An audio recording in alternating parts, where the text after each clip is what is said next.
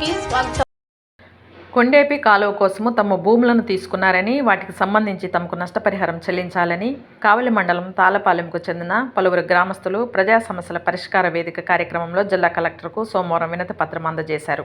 అనంతరం వారు మీడియాతో మాట్లాడుతూ తమ పూర్వీకుల కాలం నుంచి తాళపాలెంలో సుమారు 40 కుటుంబాల వారు 4 ఎకరాల ప్రభుత్వ భూమిని సాగు చేసుకుంటూ జీవనం సాగిస్తున్నామన్నారు. బీసీ రైతుల కోసము వారి పంటలు మునిగిపోతాయని కారణంతో తమ 40 ఎకరాల భూమిని ప్రభుత్వం తీసుకుందని, కానీ ఇప్పటి వరకు ఎలాంటి నష్టపరిహారం చెల్లించలేదన్నారు. ఉన్నతాధికారులు తక్షణం స్పందించి తమకు న్యాయం చేయాలని విజ్ఞప్తి చేశారు. ఈ కార్యక్రమంలో తాళపాలెం గ్రామస్తులు, అంబేద్కర్ న్యాయ హక్కుల పోరాట సమితి అధ్యక్షులు జాలాది శ్రీనివాస్, ప్రసాద్, పోలయ్య తదితరులు పాల్గొన్నారు. నేను అంబేద్కర్ న్యాయ హక్కుల పోరాట సమితి జిల్లా అధ్యక్షుడిగా ఉన్నాను. వీళ్ళంతా కూడా ఎస్సీ కులాలకు చెందినటువంటి నిరుపేద కులస్తులు.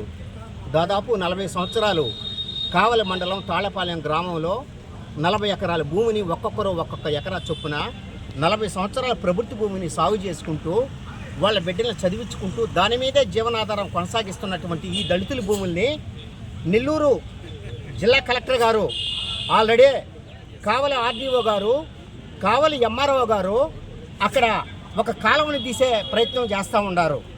అయితే లింగంగుంట, తాళపాలెము 3 గ్రామాలకు సంబంధించినటువంటి దాదాపు 100 ఎకరాల పొలము బీసీలు పైన ఉన్నటువంటి పొలంలో వాళ్ళ పొలాలు మునిగిపోతాయని చెప్పి ఈరోజు ఎస్సీ పొలాల్లో వీళ్ళు ఆ పంట కాలంలో దారి తీస్తూ ఉన్నారు.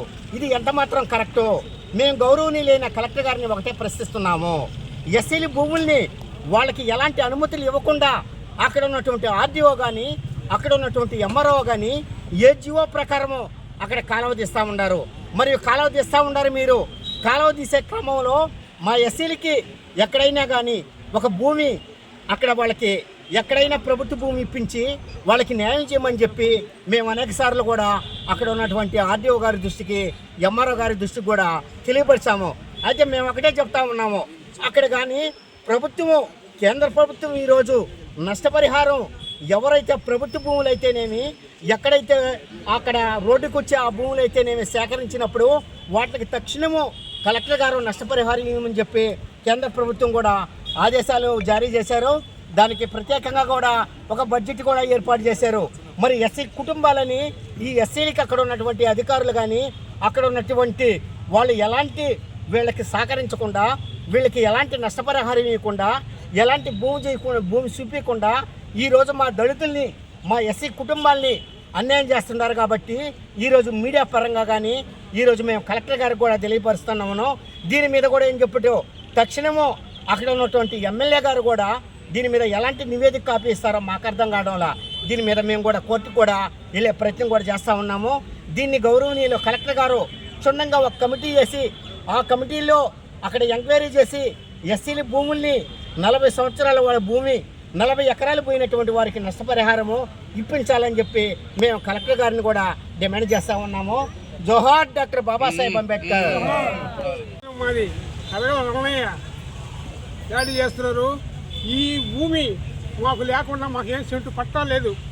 ఆ భూమి పేదవాళ్ళు చేసుకునే భూమిని కాలువకి జారీ చేసి కాలువ తవ్వాలని చెప్తున్నారు.